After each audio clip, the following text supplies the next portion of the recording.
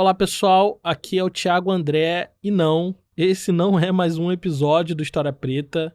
Eu tô aqui para dividir com vocês um trabalho muito especial que a gente desenvolveu com a Audible, o Apartheid Tropical. Nos últimos anos, o História Preta vem contando histórias fundamentais sobre o Brasil e sobre o povo negro. E uma dessas histórias cresceu tanto que virou uma audiosérie original da Audible. Muitos dizem que não existiu apartheid ou segregação no Brasil. Mas em Apartheid Tropical eu te mostro como o Brasil usou suas leis para impedir o progresso da população negra. Como, após a abolição da escravatura, o Estado brasileiro escondeu em suas leis mecanismos sofisticados de segregação racial com o objetivo de eliminar a população negra do país.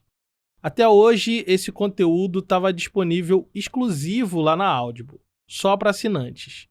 Mas, como estamos prestes a lançar a segunda temporada de Apartheid Tropical, a gente conseguiu trocar uma ideia com a Audible e disponibilizar a primeira temporada completamente de graça aqui no História Preta.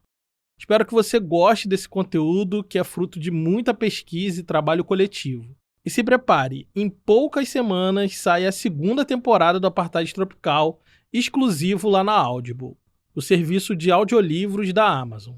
Vai lá conferir, dá para testar a plataforma de graça e maratonar todo o nosso conteúdo e muito mais.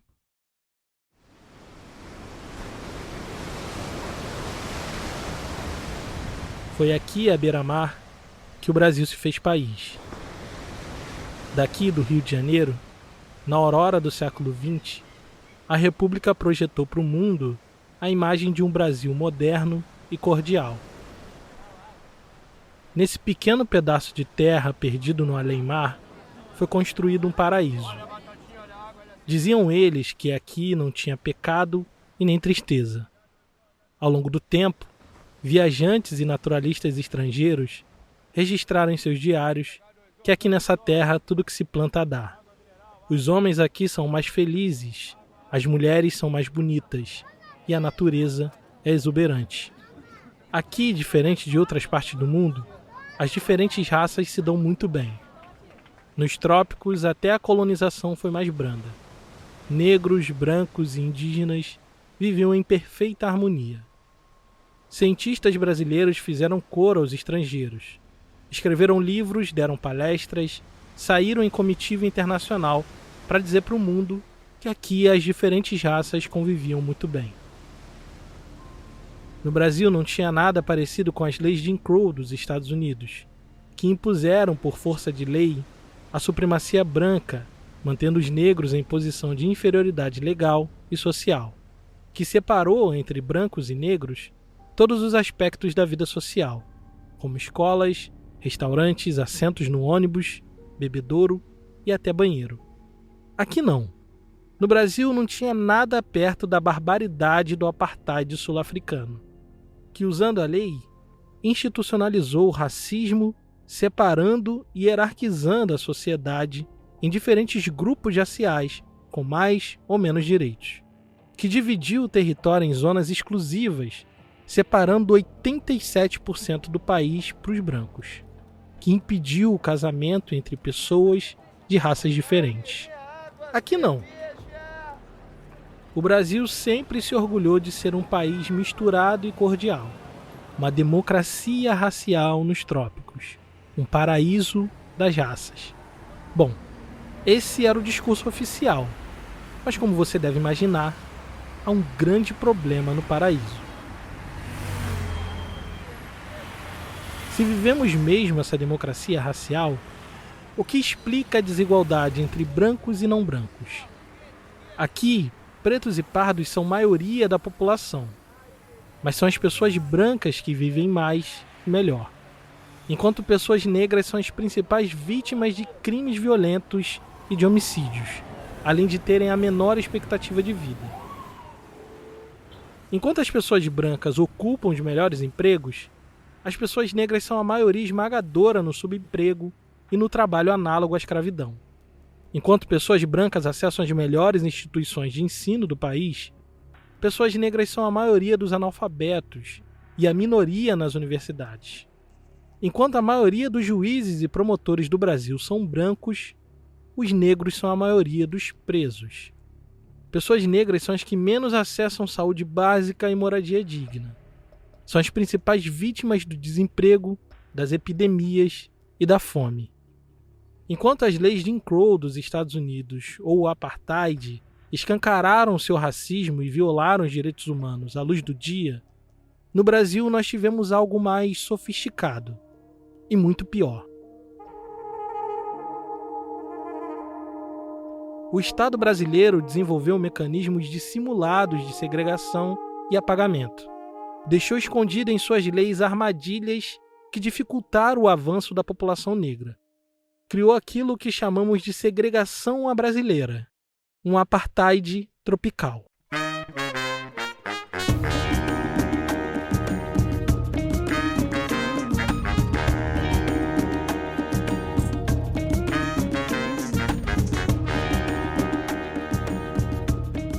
Meu nome é Thiago André e você está ouvindo Apartheid Tropical, um original Audible. Episódio 1, O Problema Preto.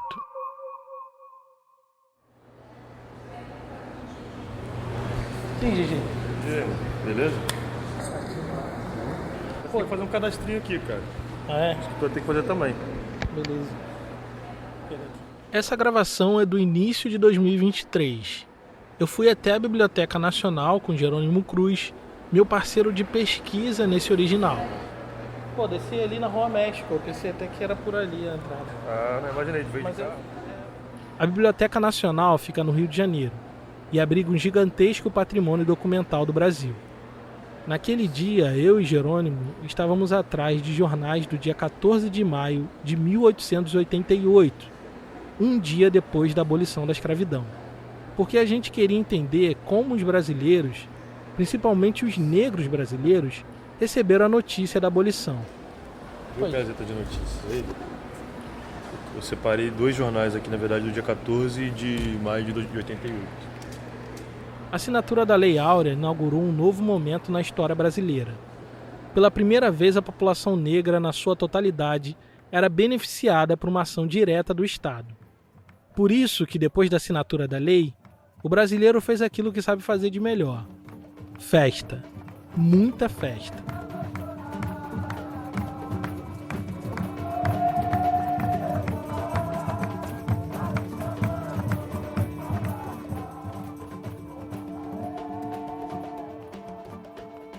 Multidões de pessoas tomaram as ruas da corte, no Rio de Janeiro, e fizeram praticamente um carnaval fora de época.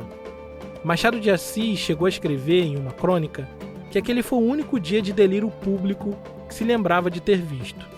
E isso foi amplamente documentado pela imprensa, como é o caso do Gazeta de Notícias do dia 15 de maio de 1888, que a gente encontrou lá na Biblioteca Nacional.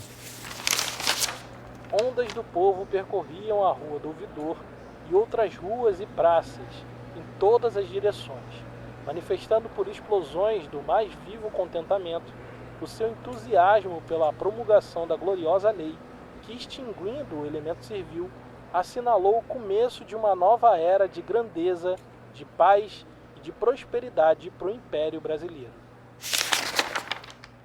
Como a gente pode ver, além da festa, existia um clima geral de esperança.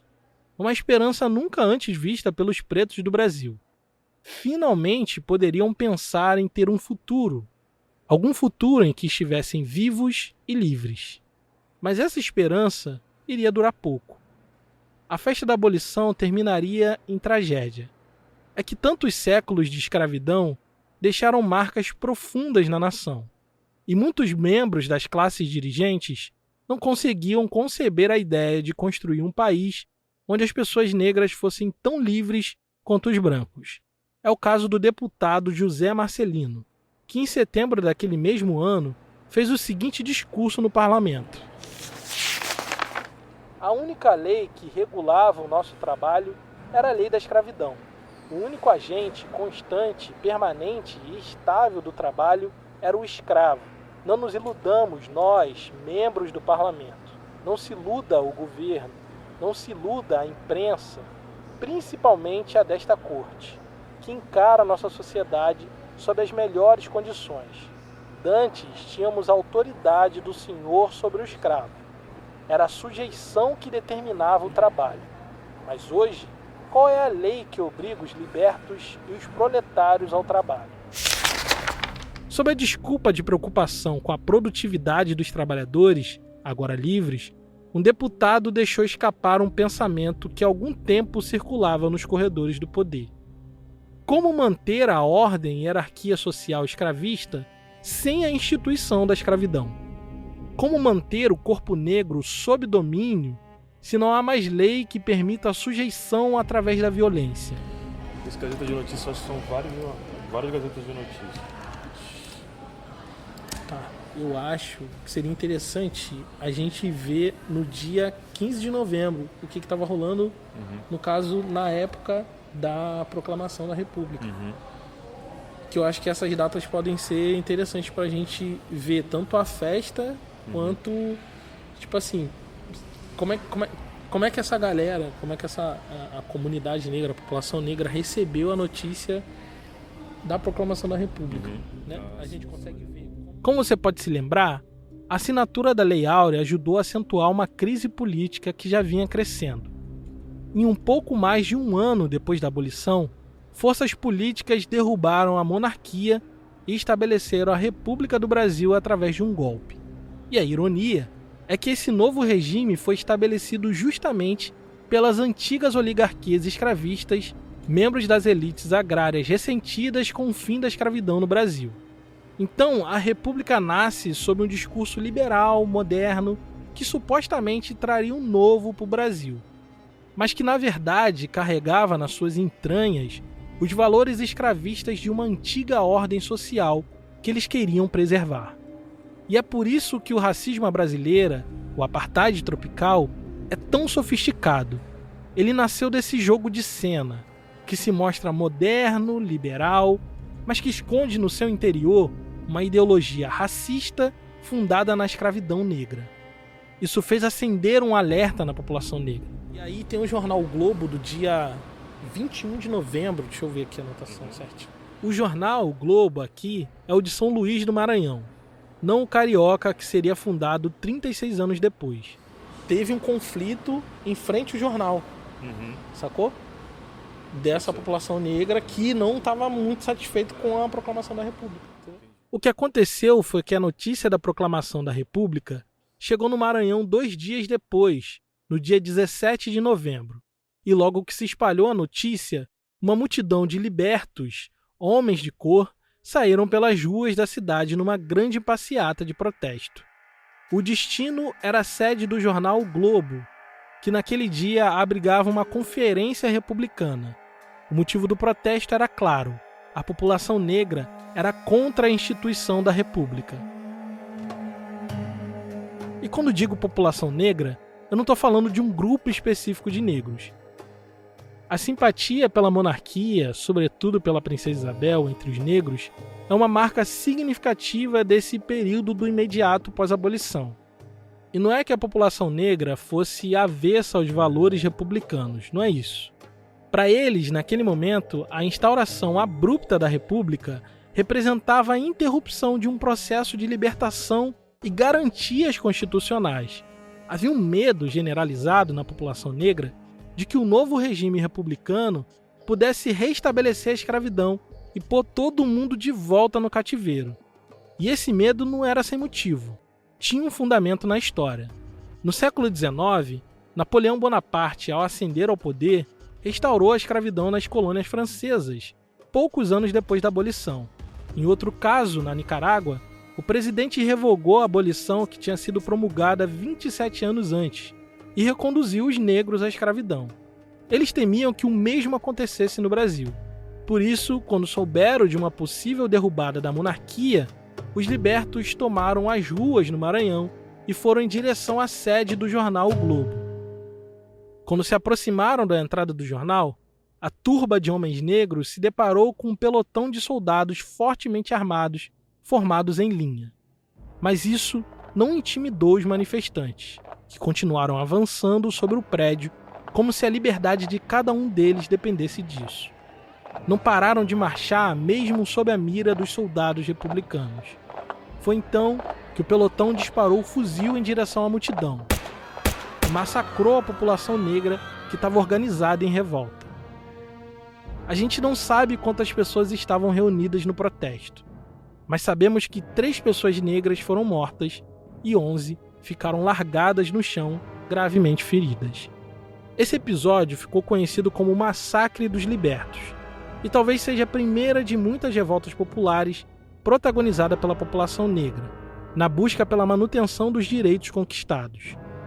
As décadas seguintes seriam marcadas por conflito, genocídio e repressão cruel do Estado republicano contra a população negra organizada.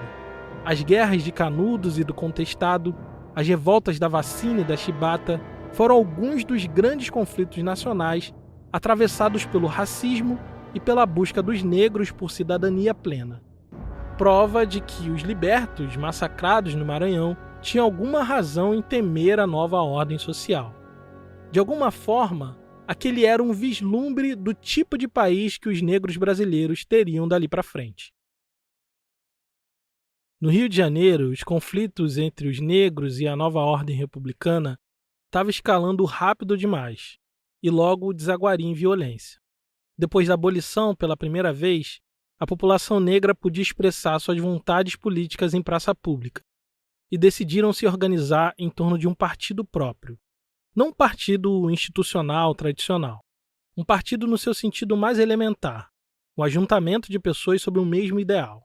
Eram uma malta de capoeiras, como se dizia à época, que somavam mais de 1.000 homens e que entraria para a história conhecidos como a Guarda Negra.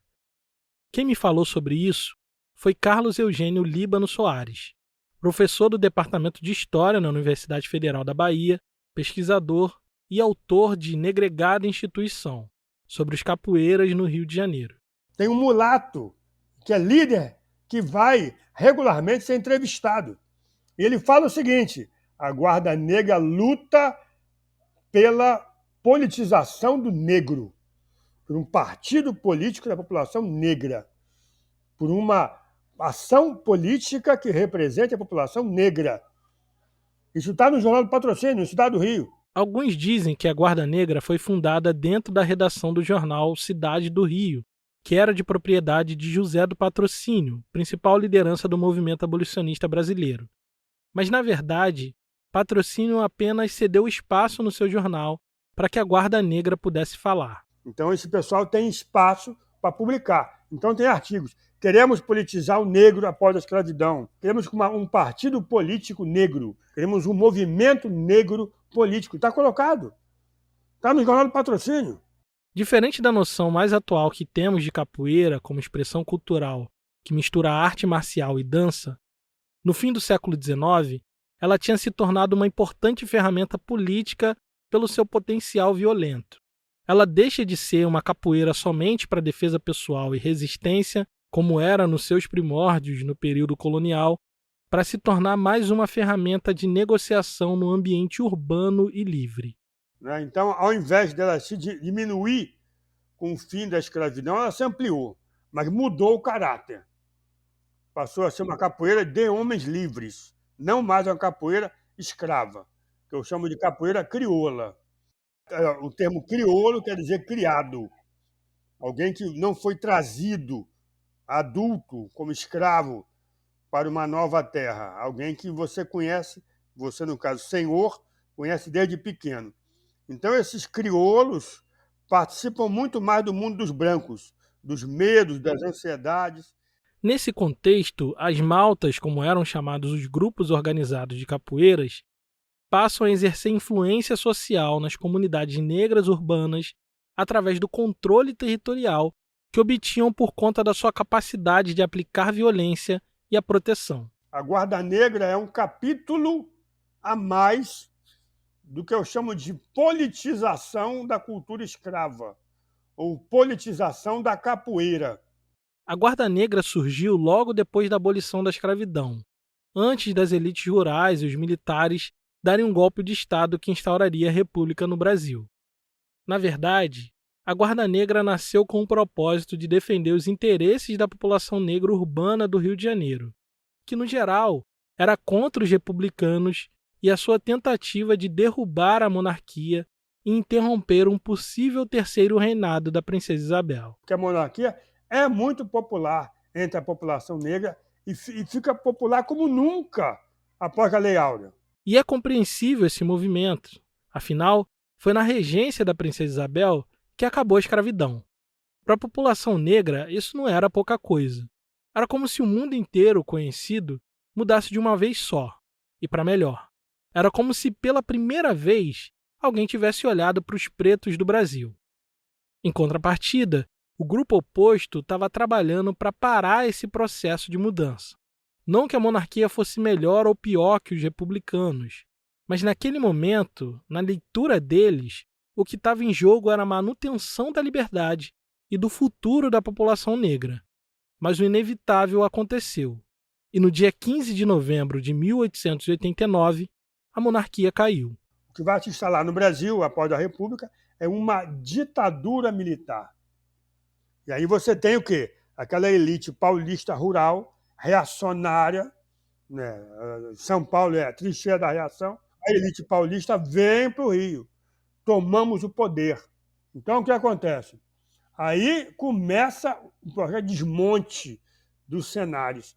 Quem são os primeiros atingidos pelo golpe militar de 89? Os capoeiras. Os republicanos sabiam que a estabilidade desse novo Brasil que estava nascendo dependia em grande parte de manter a paz social no coração do poder. E para isso planejavam manter um rígido controle sobre os corpos negros que estavam se organizando politicamente. Com o parlamento fechado e os políticos tradicionais ainda fora de cena, o governo republicano lançou mão do chefe de polícia, do agora Distrito Federal, para reprimir e encarcerar a gente preta. O escolhido para o cargo foi um jovem promotor chamado Sampaio Ferraz, que logo ficaria conhecido pelo seu nome mais temido, o Cavanhaque de Aço. Quem é Sampaio Ferraz? Promotor, republicano, moralista, filho de fazendeiros de Campinas, fazendeiro escravocrata, criado um pouco como playboyzinho, filho dileto, herdeiro da fazenda, entendeu? A formação rural. Mas foi no Rio de Janeiro que fez sua carreira como promotor, se tornando referência em montar casos que prendiam pretos e principalmente capoeiras. Por esses últimos, inclusive, ele nutria um ódio particular. 2 anos antes de se tornar chefe de polícia, quando ainda era promotor público, Sampaio Ferraz deu uma entrevista exclusiva para o jornalista Júlio do Carmo. Os dois pegaram um bonde em direção ao Largo do São Francisco, onde hoje fica o prédio do Instituto de Filosofia e Ciências Sociais da UFRJ. No caminho, ele ia dando os detalhes da sua atuação contra os capoeiras e como sentia a profunda aversão àquelas maltas que aterrorizavam a cidade. No instante que saltava do bonde na praça, estourou uma luta violenta entre 2 maltas de capoeira. De longe, Sampaio Ferraz conseguiu identificar os envolvidos. Eram os Guaiamus e os Nagoas, 2 dos grupos de capoeiras mais temidos da corte imperial, que naquele momento estavam disputando o controle estratégico da região na base do porrete e da navalhada. O Sampaio Ferraz e o jornalista se esconderam dentro de uma loja, enquanto as outras fechavam rapidamente suas portas. Os apitos soaram para alertar as forças policiais, mas era inútil. Foi aí que uma das maltas correu para o Largo do Paço, perseguida pela sua rival. Logo, a poeira baixou, e quando tudo terminou, apareceram as vítimas. Um idoso, navalhado nas costas, uma criança ferida na boca e uma mulher grávida com hematomas na barriga. As pessoas escondidas nas lojas saíram lentamente e cercaram o jovem promotor, que olhava compenetrado para os restos do combate. Num misto de revolta e indignação, sob o olhar de uma população assustada, ele fez uma promessa. Se um dia eu for chefe de polícia dessa terra, juro que exterminarei esta corja maldita. Essa historinha de origem, na verdade, foi escrita pelo jornalista Júlio do Carmo, 30 anos depois do ocorrido. Parece um pouco suspeito que capoeiras apareçam nela apenas para agredir justamente um idoso, uma criança e uma grávida, antes de sumirem pelas vielas da cidade. A única coisa incontestável nesse mito de origem é o ódio que Sampaio Ferraz nutria pelos capoeiras. Ele é convocado pelo Deodoro e já fala: quero acabar com a capoeira. Ele fala isso. Minha condição é essa. Eu quero mão livre. Eu quero carta branca. Se não tiver carta branca, eu não aceito. Porque ele acha que os negros são corruptos, trouxeram para o Brasil a corrupção, os capoeiras são comprados pela elite política. Então existe uma relação corrupta entre a população negra e a política no Rio de Janeiro, entendeu? E essa corrupção tem que acabar, como botar os corruptos na cadeia, no caso, os capoeiras. De fato, antes mesmo da Guarda Negra se constituir como um movimento abertamente contra a República, os capoeiras foram aliados dos mais diversos partidos, atuando nas ruas como uma espécie de milícia política, influenciando as camadas populares e confrontando com violência os adversários. As maltas de capoeiras, com todas as contradições, talvez tenham sido os primeiros agrupamentos negros que conseguiram de alguma forma expor a sua visão de mundo e participar do jogo político, no momento em que muitos deles nem podiam votar. E isso, naquela conjuntura, era imperdoável. Para quebrar essa influência negra no mundo político e nas ruas, Sampaio Ferraz, agora conhecido como Cavanhaque de Aço, conseguiu carta branca e estava pronto para eliminar do Distrito Federal a capoeiragem e todas as práticas negras consideradas repugnantes e degeneradas. E para isso, ele contou com um amplo apoio da imprensa, das elites dirigentes e da intelectualidade. E isso tinha um motivo. No fim do século XIX, até pouco tempo antes da escravidão, a grande discussão no Brasil era o que fazer com todos esses negros. O Brasil recebeu quase 4,5 milhões de escravizados ao longo de 3 séculos. Isso é 12 vezes mais do que os Estados Unidos, metade de todos os escravizados do período. Mas a maior parte desse contingente chegou nas últimas décadas da escravidão. Isso significa dizer que tinha muita gente negra circulando no Brasil quando a princesa Isabel assinou a Lei Áurea. 55% da população, para ser mais preciso. Então não demorou muito para que essa massa de gente negra, agora livre, virasse motivo de preocupação para as elites dirigentes. No bojo das discussões sobre a abolição, já estava circulando pelos corredores do poder e na intelectualidade teorias raciais que diziam que os negros não estavam prontos para a liberdade. O que eram essas teorias? Eram teorias que procuravam justificar novas subordinações das pessoas negras, não mais pela escravidão, mas pela biologia. Essa é a Lilia Schwartz, antropóloga, historiadora e autora do livro O Espetáculo das Raças. Eram teorias que supunham diferenças essenciais e ontológicas entre as raças, mas que existiria entre a raça branca e a raça negra a mesma diferença entre, por exemplo, um cavalo e um burro. Os teóricos falavam dessa maneira, esses não são os meus termos, né? São os termos de época. Para além dessas supostas diferenças ontológicas, essas teorias hierarquizam o gênero humano em diferentes raças, com as pessoas brancas no topo e as pessoas negras na base da pirâmide social. E o suposto é que a mestiçagem de raças tão distintas produzia o que eles chamavam na época da degeneração racial.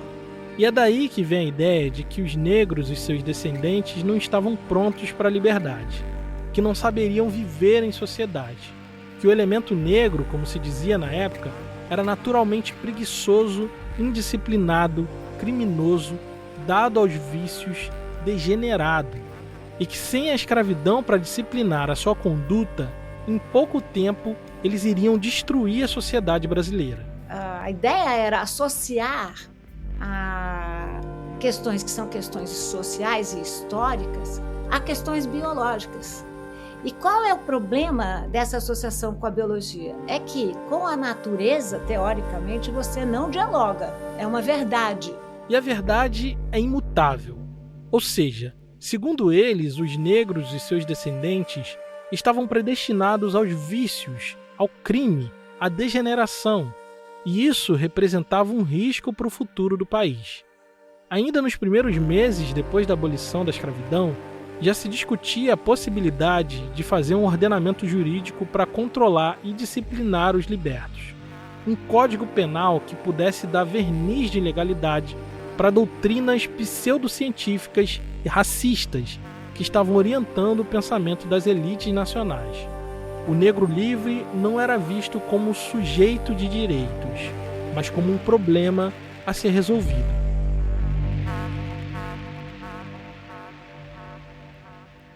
Mas antes que esse código pudesse ficar pronto, o escalado para resolver esse problema na primeira hora da República foi Sampaio Ferraz, o cavanhaque de aço. O discurso dele é um discurso radical, de limpeza da sociedade, limpar da corrupção, tudo isso. Aí o que acontece? Ele pede carta branca para quebrar essa base política negra da monarquia na cidade do Rio. A repressão do Sampaio Ferraz é inédita. O que é que ele faz? Ele vai de casa em casa, de porta em porta. Ele não prende mais o capoeira na rua, jogando capoeira, ou brigando, ou fazendo correria. Não. Ele vai nos endereços. É que Sampaio Ferraz tinha acesso à lista dos processos anteriores e outros levantamentos feitos pela polícia secreta dos tempos do Império, e de maneira completamente ilegal, invadiu muitas casas e mandou muita gente para a cadeia. E tem uma coisa, ele prendeu os que praticam capoeira, prendeu os que praticaram capoeira, já eram idosos e não praticavam mais, e vai prender os que vão praticar, os jovens em formação, os garotos. Ele prende, ele quer arrancar a raiz. Acontece que a capoeira e algumas outras práticas da população negra não eram proibidas por lei. Não havia crime em praticar capoeira. Não havia crime no ajuntamento político de organizações como a Guarda Negra. A ação do cavanhaque de aço era completamente ilegal. Mas sob a ideologia pseudocientífica de limpeza e degeneração racial, Sampaio Ferraz encontrou apoio na imprensa e nas classes dominantes. É o que fica explícito nesse jornal que a gente encontrou, o Diário de Notícias do dia 2 de janeiro de 1890. O senhor Sampaio Ferraz, chefe de polícia, tomou a si uma das medidas mais dignas que um magistrado pode levar a efeito no cumprimento dos seus deveres, o banimento da capoeira da nossa sociedade. Felizmente, o distinto moço que se acha à frente da nossa polícia não pretende dar caça unicamente aos capoeiras, e suas medidas coercitivas vão se estendendo, segundo nos informam, a certas mulheres que tanto deturpam os sentimentos de moralidade desta capital. Sampaio Ferraz, então, passa a atuar como linha de frente da elite nacional, que, movida por ideologias racistas, desejava extirpar da sociedade todo elemento indesejável. Enquanto políticos, jornalistas, intelectuais e juristas debatiam sobre o que fazer com o elemento negro, foi Sampaio Ferraz que arregaçou as mangas e fez o trabalho sujo. Na visão da classe média branca republicana, carioca, entendeu? Quem corrompeu o império foi o negro, a população negra. Então, a população negra é corrupta. Ela é perigosa, marginal, violenta e corrupta. Então ele combate o candomblé, a umbanda, combate religiões afro-brasileiras, combate as práticas como o batuque, todas as práticas negras são perseguidas na época de Sampaio Ferraz, porque a classe média branca via como práticas criminosas, ou ofensas a Deus, ofensas à ciência, e por aí vai. Entendeu? Isso encobre o caráter político da repressão de Sampaio Ferraz. Em poucos meses de república, ainda sob um governo provisório, sem parlamento, o Estado brasileiro iniciou um processo de repressão deliberado contra a população negra recém-liberta. Invadiu casas, fechou terreiros e mandou prender capoeiras sem o devido processo legal. Mas não seria assim por muito tempo. Enquanto o cavanhaque de aço dominava as ruas e vielas, nos corredores do poder, agentes do Estado brasileiro preparavam aquilo que seria um crime perfeito contra a população negra, um novo Código Penal. A República não poderia ficar para sempre no improviso, agindo na ilegalidade através de um chefe de polícia linha dura. Precisava se institucionalizar, criar padrões, normas que pudessem ser replicadas em todo o território nacional. Daí a necessidade de criar um conjunto de leis para controlar e disciplinar o corpo negro. E antes de qualquer coisa, a elite republicana correu para promulgar um novo Código Penal. Interessante isso. A Constituição são os direitos. O Código Penal, os deveres. A República publicou o Código Penal antes de publicar a Constituição. Deveres antes dos direitos. Em suma, um Código Penal reúne várias normas que categorizam os crimes e as suas respectivas penas. E desde que foi abolida a escravidão, a elite política se preocupou em sancionar um novo Código Penal que atendesse à nova realidade de um país que tinha acabado de transformar milhares de escravos em cidadãos livres. Por diversas vezes, em diferentes momentos, se discutiu a necessidade de um ordenamento jurídico para lidar melhor com os libertos. Só para você ter uma ideia, eu vou ler aqui uma parte do discurso que o deputado McDowell fez ainda em 1888. Há o dever imperioso por parte do Estado de reprimir e opor a a todos os vícios que o liberto trouxe do seu antigo Estado, minorando-se o efeito desastroso que fatalmente se prevê como consequência da libertação de uma massa enorme de escravos, atirada no meio da sociedade civilizada, escravos sem estímulos para o bem, sem educação, sem os sentimentos nobres que só pode adquirir uma população livre. Foi seguindo essa linha que ainda durante o Império começou a ser formulado o novo Código Penal brasileiro. O texto foi escrito por um jurista chamado João Vieira de Araújo, que era deputado e adepto de uma teoria racista chamada antropologia criminal.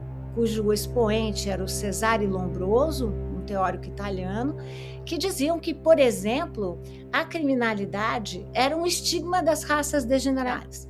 Não só a criminalidade, como a loucura, como a epilepsia. Eles diziam, esses são traços exteriores de uma degeneração interior. O que basicamente quer dizer que o fenótipo, o tipo físico e a raça de um indivíduo estavam intimamente ligados à sua propensão ao crime. No caso do Brasil, juristas acreditavam que as pessoas negras e pobres eram predestinadas à criminalidade.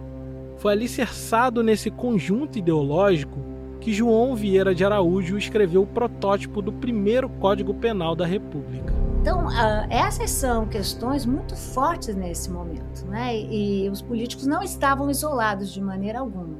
A sociedade civil organizada também se envolveu nesse debate. Alguns expoentes da classe médica ligada às faculdades de medicina chegaram a defender numa revista chamada Gazeta Médica que o Código Penal não deveria focar no crime, mas sim no criminoso, ou seja, deixar bem claro no texto da lei que tipo de gente supostamente teria propensão ao crime, e assim legitimar ações de encarceramento, trabalho forçado ou qualquer outra coisa que pudesse controlar e disciplinar os negros. Esses discursos supostamente científicos estavam introjetados em todos os âmbitos da sociedade civil organizada. Médicos, juristas, jornalistas, intelectuais, empresariado e a classe política estavam profundamente comprometidos com essas ideologias raciais, e a população negra estava sob cerco. Eles podiam escrever com todas as letras que o negro não pode fazer isso, o negro não pode fazer aquilo. Podiam. Outros países fizeram e fariam algo parecido no futuro. É o caso dos Estados Unidos, que depois da abolição da escravidão e da Guerra Civil Americana, sancionaram uma série de leis de segregação racial, principalmente nos estados do Sul, que deixavam explícitos no texto que pessoas brancas e não brancas deveriam frequentar espaços sociais separados, restaurantes, escolas, parques e até bairros divididos racialmente. É o caso também da África do Sul, que nos anos 40 do século XX estabeleceu em lei a classificação racial de toda a população do país, dividindo todos entre as raças negra, mestiça e branca. Com isso, estabeleceu seções residenciais e comerciais para cada raça e deu 87% do território aos brancos, proibindo os membros de outras raças de habitarem e fazerem negócios nela. Mas no Brasil foi diferente. No pensamento da classe política republicana, não fazia sentido que na construção de um país moderno e civilizado ficasse explícito que o Estado discriminava os seus cidadãos de acordo com a sua origem social e, sobretudo, racial. Então eles bolaram uma solução mais sofisticada. Ao invés de criminalizar diretamente as pessoas negras, eles criminalizam seus costumes, suas expressões culturais e religiosidade. Finalmente, em 1890, apenas 2 anos depois da abolição da escravidão, foi promulgado o Código Penal dos Estados Unidos do Brasil. E no artigo 157 e 158, proibia expressamente a prática do espiritismo, da magia e dos seus sortilégios. Proibia também o uso de talismãs, cartomancia ou qualquer outra prática para promover a cura de doenças. E quem eram as pessoas que, sem acesso aos serviços de saúde, recorriam à religiosidade de matriz africana, a magia, como diziam os legisladores? A população negra. Sampaio Ferraz manda invadir tudo que é casa de santo do Rio de Janeiro. Todas as casas que tinham práticas de religião afro-brasileira, chamadas casas da fortuna, são invadidas. Sem precisar escrever no texto da lei nenhum A sobre raça, sobre negritude, o Código Penal deixava bem claro o tipo de pessoa que queria criminalizar, que tipo de práticas religiosas desejava aniquilar. E mais, no artigo 399, o Código Penal criminaliza qualquer um que não tivesse meios de ganhar a vida, de trabalhar formalmente e também quem não pudesse comprovar residência física, atingindo frontalmente a população negra que depois da abolição teve que migrar da zona rural para os centros urbanos sem trabalho, sem instrução formal e sem habitação regular. A vulnerabilidade social dos negros recém-libertos foi negligenciada pelo Estado brasileiro. E mais do que isso, foi criminalizada. A partir do momento que o fato de não ter emprego, não ter casa, se torna um crime passível de prisão, o Brasil deixa bem claro que o projeto de país que eles têm para os negros é o do extermínio, é o do deixar morrer. Tudo isso sem precisar escrever no texto da lei nenhum A sobre raça, sobre negritude. O Código Penal e seus operadores sabiam muito bem para quem cada um desses artigos estava direcionado. E esse Código Penal esteve em vigor até 1940, quando foi substituído pelo Código Penal atual. Meu avô, por exemplo, nasceu em 1927. Uma pessoa com quem eu convivi diretamente estava sob esse Código Penal, aprovado nos primeiros anos da República. Foram 50 anos de Brasil perseguindo, encarcerando, disciplinando os corpos negros, sob a égide do direito, da legalidade e do Código Penal de 1890. E não parou por aí. Logo depois desses 2 artigos, no 402, o novo Código Penal criminaliza a prática da capoeira nas ruas e praças públicas. E mais uma vez, sem precisar escrever no texto da lei nenhum A sobre raça, sobre negritude. O Código Penal e seus operadores direcionaram um arsenal jurídico contra os capoeiras.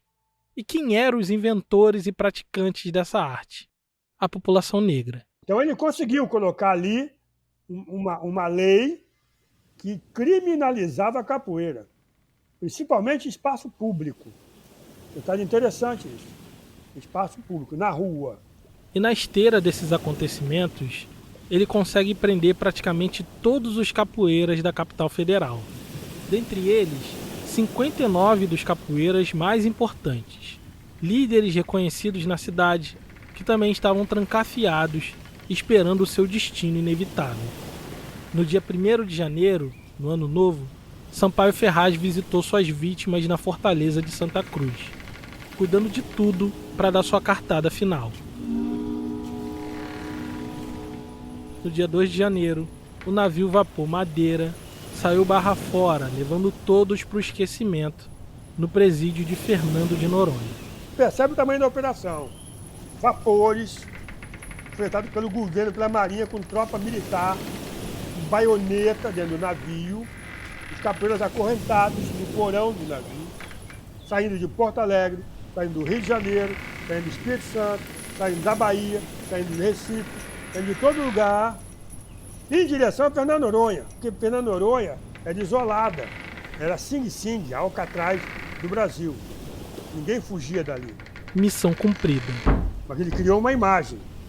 Aquele que combateu a corrupção da capoeiragem, combateu a macumbaria, combateu a capoeira, combateu os negros vagabundos, combateu a monarquia, combateu...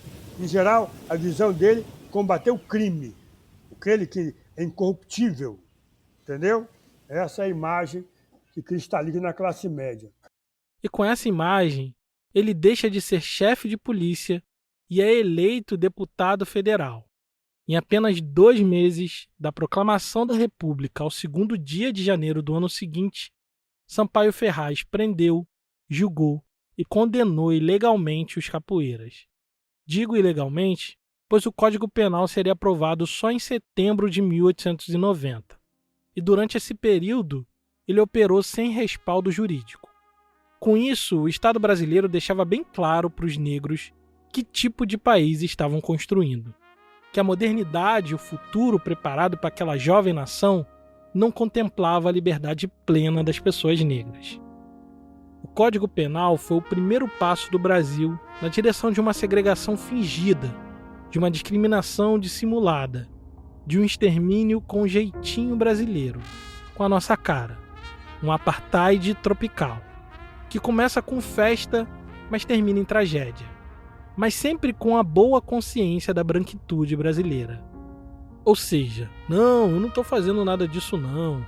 Quem faz isso são os Estados Unidos. Quem faz isso é a África do Sul. Aqui nós não fazemos isso. Aqui nós somos contra isso. Acontece que o Brasil faria dessa dissimulação um modus operandi. Negaria com todas as letras que havia separação, conflito racial. Em diferentes momentos da nossa história, as classes dirigentes do Brasil lançariam mão de mecanismos sofisticados de segregação para que o racismo antinegro permanecesse como um crime perfeito, com evidências abundantes da sua existência, mas sem nenhum autor aparente. Nós construímos essa representação oficial que o Brasil era uma democracia racial, mas estava muito longe da democracia racial. Os políticos oficiais falavam em apartheid mesmo. Isso aqui fica cristalino mesmo só em 1911, quando João Batista Lacerda, um antropólogo, é enviado pelo governo brasileiro para o primeiro Congresso Mundial das Raças em Londres. E lá ele diz, em tom festivo, que se o Brasil continuasse fazendo o que estava fazendo, em menos de um século antes dos anos 2000, a população negra iria desaparecer completamente do Brasil. E deu 3 motivos principais: a eugenia através da miscigenação, as políticas públicas de branqueamento racial e o abandono que os negros foram obrigados a enfrentar depois da abolição. Sem vergonha nenhuma, um representante oficial do Estado brasileiro disse que o nosso país tinha um plano para os negros: completo extermínio. Mas ao que parece não deu muito certo. Mais de 100 anos depois, a população negra continua aqui, viva e maioria numérica.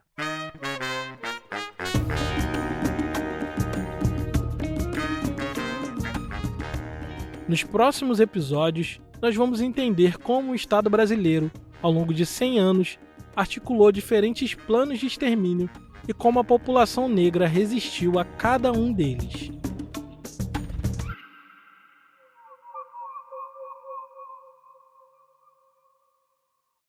Esse é um original Audible. produzido por Audible Originals, B9 e História Preta. Escrito e apresentado por mim, Thiago André, desenvolvido por História Preta. Produção executiva e desenvolvimento criativo original Audible, Léo Neumann e Luísa Miguez. Produção executiva B9 por Carlos Merigo e Alexandre Potashev. Financeiro por Thelma Zenaro. Produção executiva foi realizado por Caio Santos. A produção por Ruth Rayane. Edição de voz, som design, mixagem, masterização por Janaína Oliveira. Música original e trilha sonora por Jonatas Cristino. Pesquisa por Jerônimo Cruz e Thiago André. Edição de texto por Jerônimo Cruz e Caio Santos. Checagem de fatos por Jaqueline Rodrigues. Identidade visual por Raimundo Brito. Time de conteúdo Audible Brasil. Diretor Audible Studios Brasil, Léo Neumann. Gerente, Luísa Miguez. Coordenação criativa, Juliana Dendem Arcanjo. Desenvolvimento e aquisição Latam, Cláudio Esteves. Aquisição, Camila Leme. Coordenação, Giovana Garcês. Produção, Fernando Scher e Tim Warner. Assistente de produção, Alisson Borges. Estagiária de conteúdo, Ingrid Félix. Líder de conteúdo Latam, Paulo Lengruber. Diretora-geral Brasil, Adriana Alcântara. Líder de produção Audible Studio, Mike Tcharzek. Líder global de conteúdo, Rachel Guiaza. Consultoria criativa, Mariana Romano. Consultoria de desenvolvimento de conteúdo, Isadora Dias Vieira. Copyright 2024 por Audible Inc. Copyright da gravação de som 2024 por Audible Inc.